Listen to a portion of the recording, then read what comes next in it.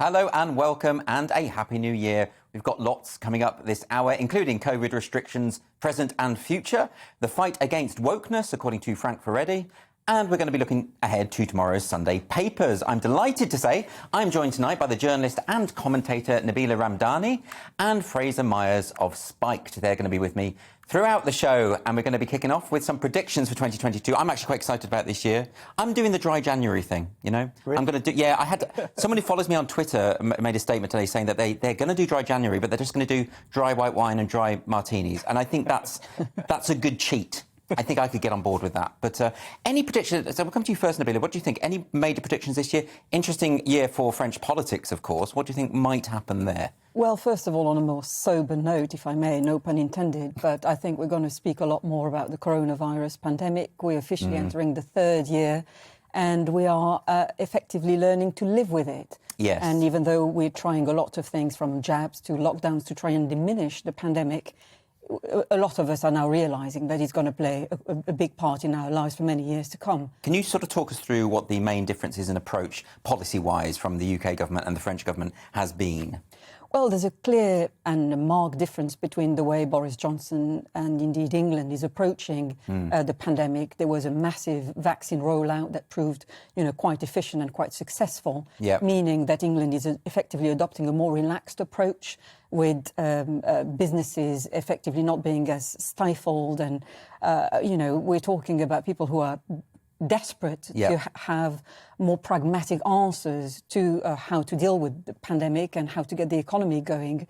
In France, it's a lot stricter, with precautionary measures, including COVID passes required when you go into a cafe or into a restaurant. Masks are being reintroduced on the streets as well. Yes. So it's a lot more like Wales, as we'll show. But this is quite surprising to me. I mean, from what I know of the history of sort of France and the politics and the way things work there, is that the public generally don't like being restricted, and they tend to react badly, and they tend to be quicker to indulge in mass protest than, say, we are in the UK. Fraser, do you think I'm right about that? Do you think there's going to be any kind of pushback against these kind of restrictions in France? I hope so, but I think France is quite an authoritarian country, quite paradoxically. So at the same time, you're absolutely right. They're much more willing to go on a protest than we are. Yes. Much more likely to take to the streets in anger. Yeah, exactly. Kill off their monarchy, that kind of thing. Kill off their monarchy. There's often on one of these, you'll see like farmers dumping manure outside the local town hall, that kind of thing.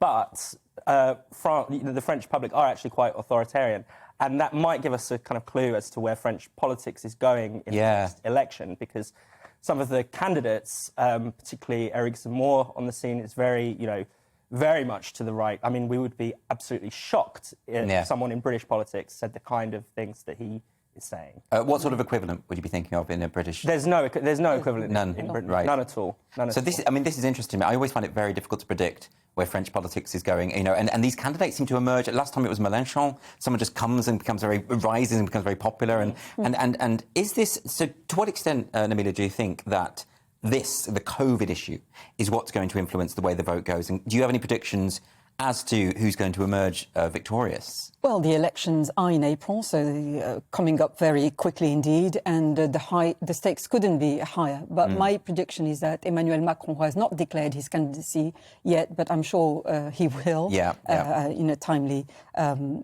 moment. But he has a chance to become the first president who will become a second-term president. Yeah. Which is surprising, isn't it? Because he doesn't come up too well on the popularity polls. When he first got in, loads of people a record number of people spoiled their ballots. He's not necessarily as popular as people would think. Well, his presidency has been marked by protests, or institutionalized protests. Almost every weekend, people take to the street to protest about one thing or another. I mean, the yellow vests has been a movement that has caused an awful lot of chaos on a very regular basis, for example. But there are all sorts of groups, including people who oppose vaccination in France, or people who want more or stricter measures. But in my view, it would be highly significant for Macron to get a second term in, because it would still mean that he's in the league of the serious politicians, if you like. The right-wing conservative Nicolas Sarkozy couldn't manage it. Neither could the socialist François Hollande. before Macron. Yeah. And Macron has a very good chance. Yes, he's got opposition and a lot of people making noises against him at the moment, especially the far right, Marine Le Pen and indeed Éric Zemmour. Yes. They have a constituency in France. They have a good chance of making it to the second round of voting, but they simply do not have the majority to get into the Élysée Palace. And that's because they do not have sound economic policies.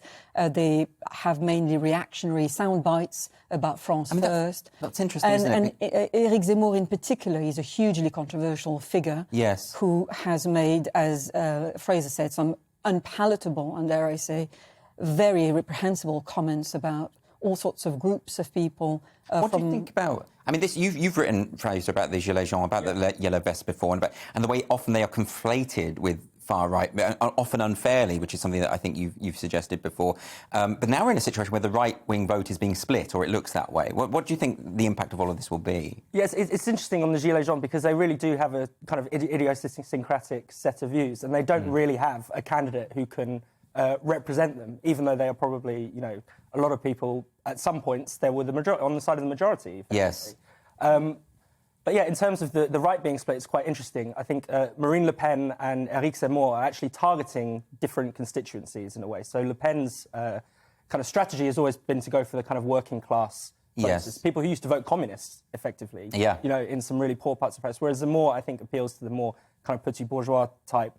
So, maybe those two form a kind of, an alliance together, or a kind of, interesting, a large section of society. But I think Yes. it's not the majority. I think Macron is going to be the hold your nose candidate for most people. We do have to wrap this up now, but so Nabila's suggesting you think Macron's going to win it.